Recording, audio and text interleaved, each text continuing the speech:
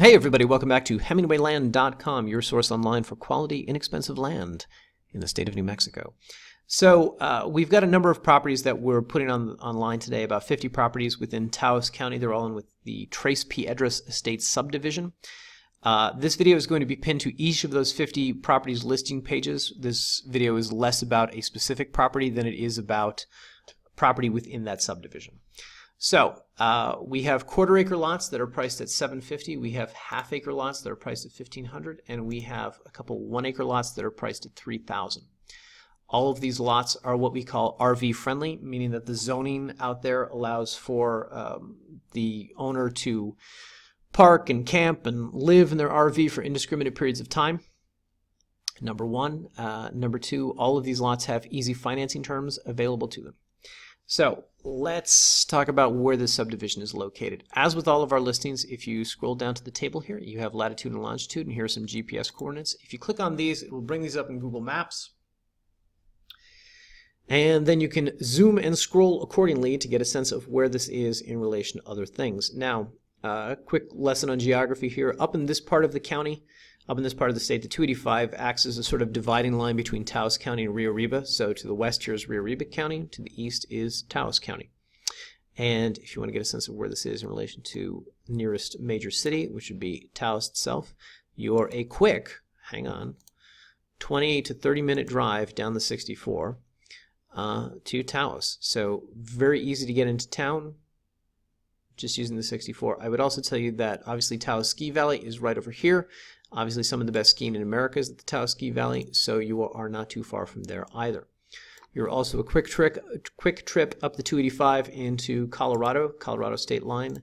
For measuring distance there, it's roughly 22 miles. So quick 20-minute drive into Colorado should you need to go there for anything.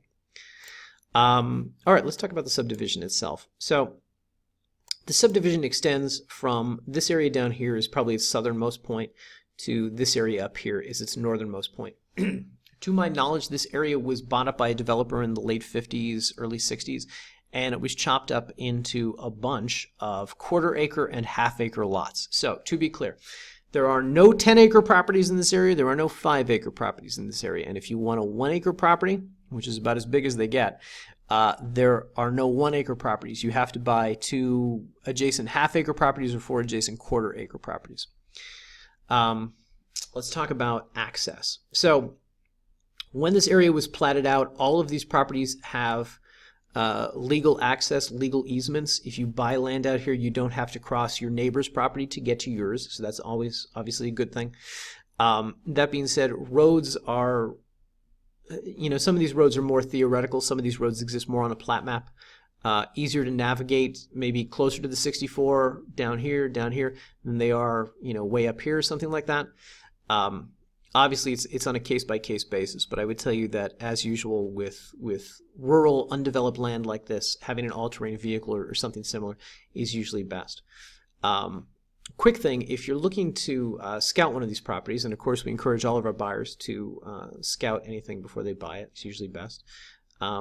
You can just click on this directions button here in Google Maps and enter your start point up here, and you will get turn-by-turn directions out to the specific property, or, just bring this listing page up on your smartphone, click on these GPS coordinates, and your smartphone should instruct you turn-by-turn how to get out to the property. And of course you can do that with any of our listings. I would tell you that down here on the 64, off of this little Colorado road, off of here, all these access points, there are gates. None of these gates are meant to keep people out so much as they are meant to keep cattle in, quote unquote, though there's not a lot of cattle. Point being, none of these gates are ever locked. None of these gates are ever obstructing, access to your land. I've sent a photographer out there 2 times. He's never had any difficulty with it. No, 3 times now, 3 times. He's never had any difficulty with it, and of course everybody in the county will tell you those gates are always left unlocked.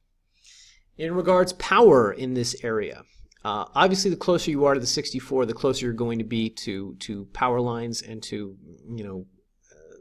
city utilities, I guess we'd say. You can see that when you go to this view that there are residences, homes, trailers, whatever, that are parked out this way, obviously closer to power. I've seen from the photo, so we've got 50 properties here. I've seen from the photos that some of these could be way up here and there'll be somebody who's got a power pole at their property. I don't exactly know how that works. I don't know what the degree of difficulty or expenses in tying into that, but some of that does exist as you go further north and further south of the 64. But ultimately, if you do plan on buying land out here and building, you should be aware that city utilities are not extending out, this far or this far into the subdivision. That solar is probably your best bet, a generator, something like that. But they are, excellent economical alternatives. Next, water. How do we get water out here? So the water table depth in this area is generally considered to be very deep. Most people who have property out here don't have wells. They're considered infeasible or impractical. I'm sure somebody does. I'm sure there's one or two people who do. But for the most part, a lot of the residents who live in this subdivision tend to rely on refillable tanks or rainwater catchment systems. What else? Yeah, that's so that's as far as what I wanted to talk about there. Let's talk about the zoning. So this area is zoned county rural area, and I've gotten in the habit now of specifically sending emails to county zoning offices and saying, can I live in my RV for indiscriminate periods of time? Because that's what a lot of buyers will call and ask me. Typically, in most counties, the answer to that is no, you can't. Taos County, however, has very relaxed zoning laws, and the official response from Taos County zoning is that you can live out of an RV without a building permit for 180 days. Now, as you'll see from the photos, as you can probably guess by looking at this thing on Google Maps and zooming in here and seeing what's out there, most people are probably living in their RV for a lot longer than 180 days. This is an excellent area for RVs. So I doubt anybody at the county is keeping track of what is parked where and for how long. If they are, I guess just move the thing on the 181st day and come back if you want to be really precise about it. Whatever the case, a lot of people do use this area for living out of RVs. And so if that's your desire, if that's your goal, you can do that here. If you want just a property to camp on, just a property to visit occasionally, you don't want to have to pay expensive RV park fees to be out in Taos County for a month, hanging out, going skiing, whatever, then this is an excellent piece of land for you. I would tell you, whenever I see people who do what I do and they do write-ups for things and they say, excellent off-grid property, to me that just says this piece of land has no other selling point. It's not near a lake, it's not near a city, it has no features, it has no power, it's terrible. Whenever I see somebody say, excellent for those who want to live an off-grid lifestyle, to me that's usually a signal that the land has nothing to offer. In this particular case, however, I would tell you that I think the land actually has a lot to offer, but most of the people who are living out there are exploring that off-grid lifestyle. The way that the zoning laws are set up out there, it's easy to have a what are they called? An earthship home, a tiny home, a shipping container home. So for anybody who's looking to do that sort of thing, the relaxed zoning laws in Taos County are ideal for that, and I would tell you that this subdivision is ideal for that as well. Now, I would also say that if you have really specific questions about zoning, can I do this, can I do that, what is the workaround, I want to build this, how much does it cost, what's the permit? Obviously, those questions are best addressed to the county. As with all of our listings, we have the county contact information down here, planning and zoning phone number. Click on this, it's going to take you to the website. Eventually, there it is, etc. Pro tip, when trying to get somebody from the county on the phone, it's usually best to write an email. Planning and zoning people are out of the office all the time. They're quote-unquote in the field, not just in Taos County, but in every county. So it's usually hard to get people on the phone, but they typically respond to emails pretty fast. So I would recommend that. Also in this table, we have linked the New Mexico Environmental Department. One thing I would tell you about property out here, so this area was chopped up into these 1/4 acre lots prior to the New Mexico Environmental Department existing. And the Environmental Department places a lot of restrictions on properties that are under 3/4 of an acre, particularly in undeveloped regions like this. If you're in the heart of Albuquerque, it's different. But if you're in areas like this, I'm not going to say impossible to build. I'm not going to say that they don't allow it, or that they don't allow drilling a well, or that they don't allow septic. But it becomes, there are other hurdles that you're going to have to jump through, other restrictions that you need to be aware of. So if your plan is, hey, I just want a piece of property that I can park my RV on when I'm visiting, I'm going to be there, 2 months out of the year, whatever, maybe you want a 1/4 acre lot. If you're looking for a place that you can build, some sort of shipping container home or something like that, maybe you want a 1 acre lot. That's going to be easier for you. Maybe you want to buy an inexpensive 1/2 acre lot because it's easier to do certain things that you can't do on a 1/4 acre lot. Once again, all of those questions best addressed to planning and zoning, and I'm sure at some point planning and zoning will tell you to contact the environmental department to speak specifically on issues of septic. And so their contact information is included here as well. Now, just in regards to this map, typically I like to provide plat maps on each of my listing pages. With Taos County, they don't have digitized files of plat maps. When I called their clerk's office, they said, well, we can mail you the plat maps. And I expected I was going to get, some 10 by 12 envelope of plat maps. Instead, you get some wall-sized Justin Bieber type poster of plat maps. So while at this moment we do not have anything on the website that indicates units or plats or anything like that, what I would tell you is that the southernmost point is Unit 5, Unit 4 is here, Unit 8 is here, 6 is here, 3, 2, 1, 7 is over here.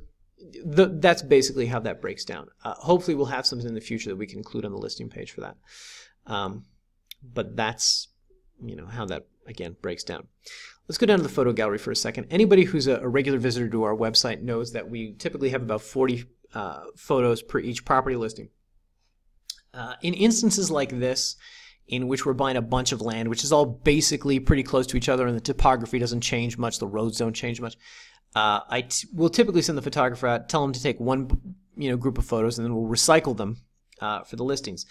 I didn't want to do that this time. I didn't want to do what I've done on the Black Mesa in Rio Arriba County, which is essentially recycle the same 40 photos.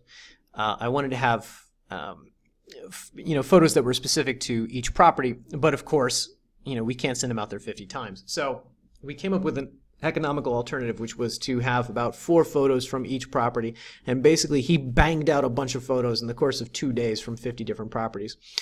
The first 4 photos in every photo gallery are going to be what I call local color, local flavor. So nearby to these properties is the Rio Grande Gorge Bridge and the Rio Grande Gorge, and this little grocery store restaurant is very close by. And this is another look at that. So those are the first 4 photos, and then, for instance, there's the gates that come in off the 64, and then photos from the specific property.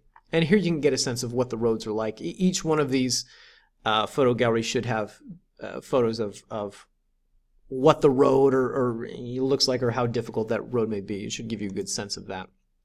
And then, of course, as always, we have a drone video here from the property. This specific drone video, I believe, is actually from TSNM 5012.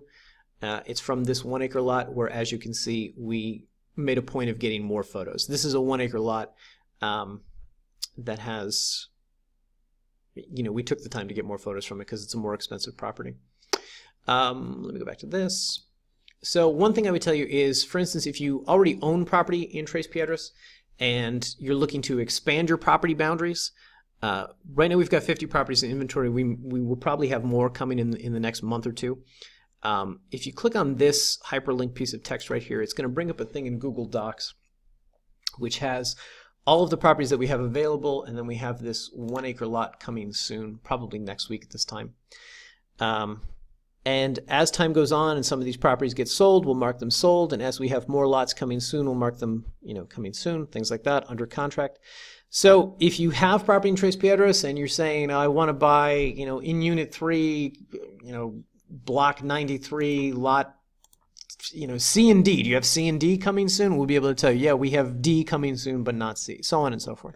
So it'll give you a better sense of what's available out there rather than having to click on all 50 properties on the website. Finally, let's talk about price. So, as usual, I have land and farm queued up here. Of course, I've already sorted it by price. I forgot I did that. Anyway, if you sort by price here, what you'll see is that the cheapest 1/4 acre property is about $1,500, $1,600. Let me remind you of our pricing. Our 1/4 acres are $750, our 1/2 acres are $1,500, and our 1 acres are $3,000. So as you come through here, what you see is the closest competition that we have is 1/4 acre lots for $1,600, Quarter acre, 1,600. Here's a half acre for 1,700, but it's in Costilla, so it's not in this subdivision. Here's a $1,800 quarter acre lot in Tres Piedras. So obviously we're a lot better priced on the quarter acres. I think, where's the nearest half acre at? Hang on. It's here somewhere. Here we go. Yeah, half acre lot, cheapest half acre lot in the county is $3,000. Here's Ken Taylor. He's got 3/4 of an acre for $2,500. So that's, you know, that's more affordable than all of these others. The cheapest 1 acre here is $6,000. So as you can see, we're undercutting our competition by about half on all of these. And as I mentioned earlier, we have easy terms on all of these. So you can buy them for cash. For instance, you can click on this button to purchase the property for cash, or you can click on this button to do terms, $250 down, $100 a month for however long. Some of these are $250 down, some of them are $249 down, some of them are $100 a month, some of them are $99 a month. There's an internal logic to that it would take me way too long to explain in this video. Whatever the case, this is a secure checkout form. It looks like it's about $350 down at checkout. It's not. It's $250 down at checkout. I really wish we could present this information in a different way because we get way too many questions about it, and I agree that it's presented poorly, but that's the best we can do with this. Anyway, secure checkout here. If you buy for cash, we're going to deed the property into your name. We're going to record it for you, and then the county is going to mail along the recorded version of the deed to you. If you purchase on terms, we will have a land contract that will get to you within 24 hours that will enumerate the assorted terms of that contract, you know, $100 a month for 15 months, etc. And basically that is the document that demonstrates your equitable interest in the property until such a time as it's been paid in full. Once it's been paid in full, we will then deed the property into your name at that point. For those of you who are going to ask about prepayment incentives, yes, those will exist in the contract too. But generally they're going to be if the thing is paid in its entirety within 6 months, it's this. If it's paid within 12 months, it's this, so on and so forth. So anyway, hope all this was helpful. I would encourage everybody who's watched this video to subscribe to our YouTube channel. We'll have more of these coming in the weeks ahead with other properties on our site. We'll talk more about these. Oh my God, I've been talking for 17 minutes. If you sat through this whole thing, you should get a free property, but we probably won't do that. But thanks for listening, and please subscribe.